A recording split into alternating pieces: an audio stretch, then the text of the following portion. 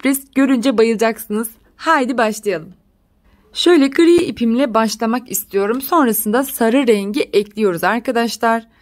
Şöyle tığıma başlangıç sıkılama zincirini yapıyorum. Şöyle bir bunu yaptım arkadaşlar. Şimdi üzerine 10 tane zincir çekiyorum. 1, 2, 3, 4, 5, 6, 7, 8, 9, 10. Bakın 10 tane zincirimi çektim. Hemen tığımın başına ip sardım. Şöyle çevirdiğimde bakın şuradaki ilk zincirden giriyorum. Buradan girip buraya bir yarım trabzan yapıyorum. Hepsini birlikte çektim. Tekrar doladım. Bir sonraki zincirden giriyorum. Bakın buraya değil, sonraki zincirden üçünü birlikte çekiyorum. 2 tane buraya arkadaşlar yarım trabzan yaptık. Ya da yalancı sık iğne diyebiliriz. Şimdi tığın başını bir kere sardım. Yanındaki zincirden giriyorum. İkili trabzan yaptım. Tığın başına ip sardım. Yanındaki zincirden giriyorum. İkili trabzan yapıyorum. Tekrar doladım. Bu sefer aynı yere, aynı noktaya ikinci kez batıyorum. Bakın 2 tane yarım trabzan, bir tane normal trabzan ve 2 tane aynı yuvaya trabzan yaptık. Şimdi tığın başını 2 kere doladım. Buradaki zincire giriyorum. Hemen bir yanındaki ilk 2 tanesini normal topladım. Tığımda bakın 3 tane kaldı. Üçünü birlikte çekiyorum. Şimdi yine 2 defa tığın başını sardım. Zincirimde yandaki bakın son battığım yere değil, yanındaki zincirden girip buraya üçlü bir trabzan yapıyorum. Tekrar 2 defa doladım. Aynı noktaya dibine batıp üçlü trabzan yapıyorum. Tek bir yuvaya 2 tane üçlü trabzan yaptım. Şimdi tığın başını 3 defa doluyorum. 1, 2, 3. Sıradaki zincire batıyorum. 1, 2 defa da çıktım. Son kalan 3 ilmeğin hepsini tek seferde çıktım. 1, 2, 3 kere doladım. Yanındaki zincirden giriyorum. 1, 2, 3, 4 defa da yukarıya çıktım. 3 defa doladım. Aynı yere bakın son battığım aynı zincire 1, 2, 3 ve 4 defa da çıkıyorum. Giderek böyle büyütüyoruz arkadaşlar. Son bir tane kaldı. Ona da yine 3 defa sardım. Bakın son zincirime şu bir tane olana girdim. 1, 2, 3, 4 defa da yukarıya çıktım. Bakın bu şekilde. Burayı arkadaşlar bu şekilde tamamlıyoruz. Görmüş olduğunuz gibi böyle yapıyoruz. Şimdi bir tane zincir çektim, çevirdim. Şuradaki ilk sık iğneye batıyorum. 1, 2, 3, 4, 5, 6, devam ediyorum. 7, 8, 9, 10, bakın 11, şurada bir tane daha var. Oraya da giriyorum. İlmek alıp şöyle tığda bekletiyorum. Hemen ip değişikliği yapacağım arkadaşlar. Sarı rengi alıyorum. Bakın bu şekilde. İkisinin içinden bu şekilde geçiriyorum. Sıkıştırıyorum buraya ve bir tane zincir çekiyorum. Çevirdim. Şimdi bunun aynısını yapacağım arkadaşlar. Ama şu arkadaki tek telleri kullanıyorum. Bakın bu kısımlardan gireceğim. Şu kısımları kullanıyorum. Bakın şöyle bir kere daha göstereyim. Tığın başına ip sardım. Hemen bakın şuradaki ilk sık iğneden giriyorum.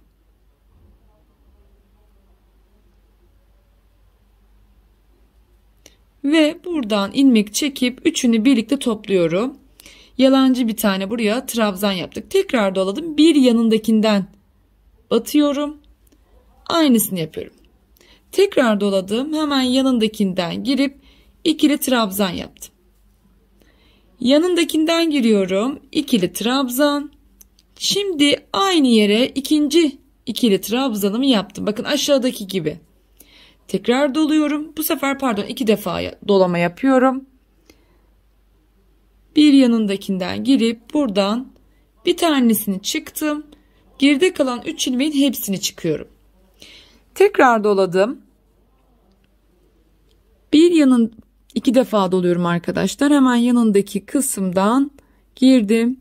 Bu sefer bütün ilmekleri çıkıyorum 3 seferde. 2 defa doladım. Aynı yere giriyorum. 1, 2, 3 seferde çıktım. 1, 2, 3 defa doladım. Bakın şöyle. Bu şekilde girmeyeceğiz. Şöyle tutuyoruz. Şurada kalan tek ilmekten girdim. 1, 2 ilmeği çıkardım. Tığda kalan 3 ilmeği çıkarmadan hepsini tek seferde topluyorum. Devam edelim. Yine doladım. Bir yanındakine batıyorum. 3 defa doladım. Buraya 1, 2, 3, 4 seferde çıktım. Tekrar 3 kere doladım. Aynı yere girdim. 1, 2, 3, 4 kere de çıktım. İkisinde de 4 kere de çıkıyorum. Şimdi 1, 2, 3 defa doladım. Hemen bakın bir yanındakine girip buraya bir tane dörtlü trabzan yapıyorum. Bu şekilde oluyor. Buradan döneceğim. Geriye bakın 1, 2, 3 tane sık iğnem kalıyor. 1, 2, 3. Burası kalacak arkadaşlar. Bir tane zincirle dönüyorum ve sık iğne yapmaya başlıyorum. 2, 3, 4, 5, 6, 7, 8, 9, 10, 11. Bakın 11 tane sık iğne yaptım. Şimdi burada çok dikkat etmeniz gerekiyor. İyi bakın arkadaşlar buraya. Bu kısımda şöyle biraz 12 tane olması gerekiyor ama biz 11 tane yaptık. 12.'si bakın şurada gizli. Şurada tuttuğumuzda şu kısımdaki ilmeği alıyorum. Bakın bu. Aldım. 2 tanesini tığıma çektim. 12.'si bu olmuş oluyor. İpimi bu tarafa attım. Gri ipimi alıyorum ve buradan geçiyorum. Bir sonraki sırada bakın şu kısmı unutmayın. Bir zincir çekip çevirdim. Şimdi aynı işlemleri yapacağım. Yine aynı şeyler. Tekrar doladım. Hızlıca yapalım burayı. Bakın şu ilk kısımdan giriyorum. Şöyle. Buradan üçünü birlikte topluyorum. Tekrar doladım. Yandakine girdim. Üçünü birlikte topladım. Tekrar doladım. Yanındakine girdim. Tekrar. Şimdi buraya 2 defa yapıyorum. 1-2 defa doladım. Bir yanındakine girdim. Bir tanesini çıkardım. Kalan 3 tanesini tek seferde çektim. 1-2 defa doladım. Yandakine girdim. 1, 2, 3 kere de çıktım yukarıya. 1, 2 doladım. Aynı noktaya girip yine aynısını yaptım. Şimdi 3 defa doluyorum. 1, 2 defa çıktım. Kalan 3 taneyi tek seferde çıkıyorum. 3 defa doluyorum. Yandakine girdim. 1, 2, 3, 4 kere de çıktım. 1, 2, 3 kere doladım. Aynı yere girdim. 1, 2, 3, 4 defa da çıktım. Şimdi yine 3 defa doladım. Tığda 3 kere doladım. Buraya değil yanındakine boş olan kısma girip 4 defa da çıkıyorum. Bakın. Bu şekilde bir tane zincir çektim. Çevirdim. Hızlıca sık iğneme yapalım. 2, 3, 4, 5, 6, 7, 8, 9, 10, 11. Bakın çok dikkat edin. 11 tane oldu. 12.si nerede diye arayacaksınız. 12. sık iğnem bakın şöyle çevirdim. Şu kısımda bakın şurası. Buraya battım. Bu 12. sık iğnem. Sarı ipimi aldım, kaydırdım. Şöyle sıkıştırıyorum ve bir zincir çekip devam ediyorum. Aynı işlemleri yapıyoruz. Bakın şöyle tuttuğumuz zaman şu ilk yerden girip bu işlemleri tekrarlıyorum. Bakın yanındakine girdim. İkili trabzan, tekrar doladım, yanındakine girdim. Bir, aynı yere ikincisini yapıyorum. Bu şekilde ilerliyoruz ve her seferinde bakın burada 1, 2, 3 tane kalıyor. Yine burada da 1, 2, 3 tane kaldı. Bu şekilde toplamda 10 tane yapacak şekilde yapalım. Bakın 1, 2, 3 tane yaptık. 10 taneyi tamamlayıp geliyorum. Kamera arkasında görmüş olduğunuz gibi toplamda 10 tane yaptık. Sayalım: 1, 2, 3, 4, 5, 6, 7, 8, 9, 10 tane motifimizi bu şekilde kurduk. Bakın bu kısımda en son görmüş olduğunuz gibi yaptım. Şimdi şöyle birleştirip ortasını küçültmeyi göstereceğim ama onun öncesinde bu kısımda bir zincir çekerek arkaya dönüp sık iğnemi yapıp sona kadar geliyorum. Bu kısmı sizinle beraber yapmak istedim. Şimdi siz 10 tane yaptıktan sonra bu kısmı da yapacaksınız. Şöyle hızlıca burayı yapayım arkadaşlar.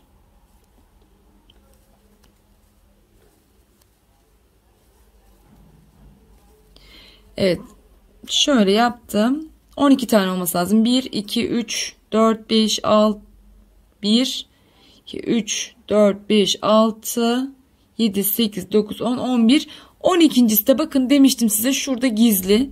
Şu kısma gireceksiniz. Bu da 12. Şimdi nasıl birleştireceğim arkadaşlar? Bakın şöyle düz yüzü burası, ters yüzü de arkası. Bakın burası arkası. Hemen şöyle katladım. Tersinden katlıyorum. Evet bakın. Düzeltiyorum. Katladım. Şimdi şu kısımları ucuca getiriyorum.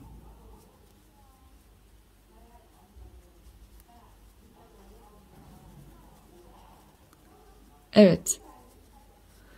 Bu kısımları ucuca getirdim. Şimdi buradan arkadaşlar birleştirmemizi yapacağız. Tekrar hatırlatıyorum. Burası tersi, burası da düzü.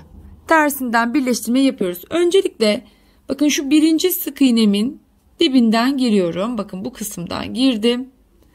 Karşının hemen şuradaki tek telinden alıyorum ve kaydırıyorum. Tekrar gösteriyorum. Bakın ikinci sık iğnemden girdim.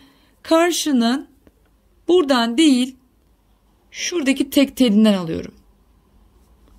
İlmek aldım. Şöyle kaydırdım. Aynı işlemi devam ediyorum. Bakın karşının tek telinden kaydırdım. Başa kadar bu şekilde gidiyorum arkadaşlar. Bakın şöyle aldım. Karşının şuradan değil, buradan değil. Bakın bu kısımdan.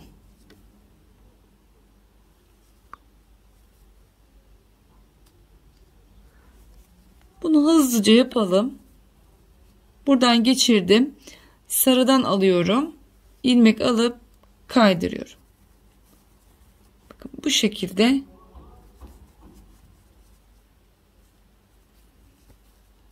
yine aynı şekilde karşıdaki tek telden örerken yaptığımız gibi bu kısım böyle birleşmiş oluyor. Görmüş olduğunuz gibi muntazam bir şekilde birleşmiş oldu. Hızlıca yapalım.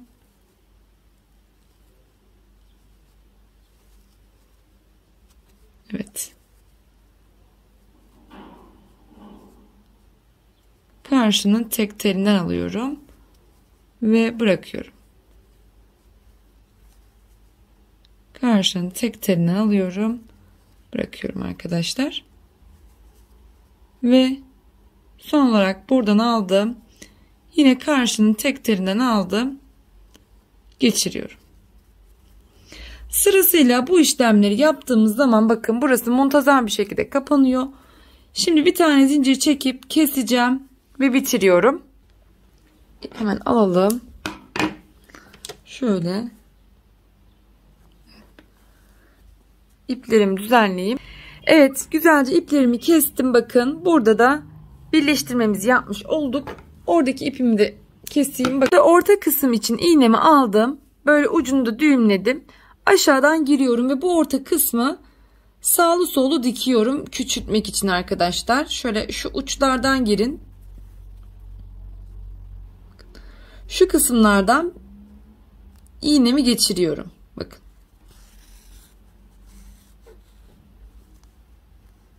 Bu şekilde. Böyle birkaç tur burayı dolanıp en son sıkıştıracağım.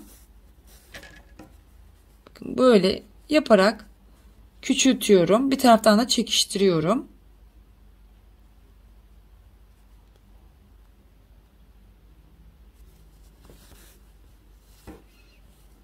Şöyle. Evet.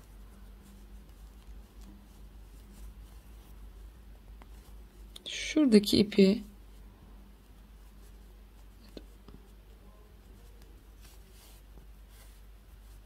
evet. Bakın arkadaşlar şöyle ortayı küçültüyorum. Şimdi arkadan küçüldükten sonra da kapatacağım. Şöyle herhangi bir yerinden ve oldular. Sizce nasıl olmuş, yorumlarınızı bekliyorum arkadaşlar. Bu güzel motiflerden ne olur dersiniz, çok güzel çanta, yatak örtüsü, battaniye süsleri olur. Patik süs yapabilirsiniz. Arkadaşlar birleştirerek yatak örtüsü yapabilirsiniz. Dümdüz bir şekilde trabzanla böyle yatak örtüsü ördüğünüzde üstüne böyle süs olarak dikebilirsiniz. Çok güzel oldu gerçekten. Kalıp gibi oldu. Ben birazcık da ütüledim bunları. Gerçekten çok yakıştı. Şu ortalarını da inci koydum arkadaşlar. Her iki türlü de çok güzel oldu. Umarım beğenmişsinizdir. Yorumlarınızı mutlaka bekliyorum. Bir beğeni, bir yorum atarsanız çok mutlu olurum. Like atmayı ve kanalıma abone olmayı unutmayın. Bir sonraki